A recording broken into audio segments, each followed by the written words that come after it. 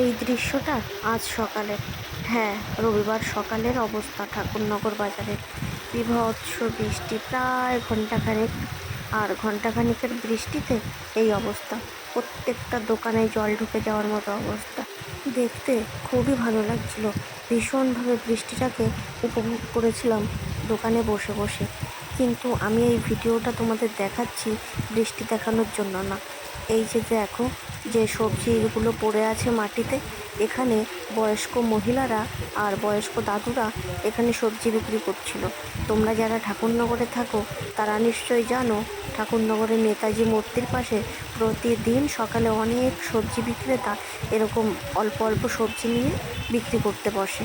তো আজকের অবস্থাটা দেখো, এখানে একটা বয়স্ক দাদু এখানে দুটো পাকা কাঁঠাল, ঝিঙে, ভেন্ডি, পাট শাক এগুলো নিয়ে বসেছিল। অনেকেই আছে, বাট আমার চোখে যেটা পড়েছে দোকান থেকে সেটাই আমি তোমাদের বলছি। তো যে পরিমাণে বৃষ্টি হয়েছে, সমস্ত সবজি ভেসে গেছে।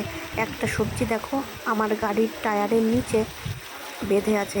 এরকম প্রচুর সবজি না ভেসে চলে গেছে। দাদুটা একটু আগে এখানে সবজিগুলো কুড়াতে এসেছিল।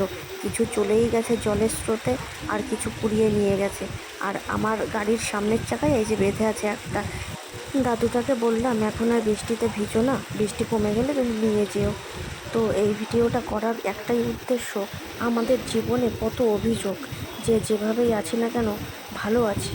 আর এই মানুষগুলোকে দেখো, পেটের দায়ে বৃষ্টির মধ্যে ভিজে ভিজে বিক্রি করছিল, তারপরেও শেষ রক্ষা করতে পারলো না, সবজিগুলোর ভেসেই গেল।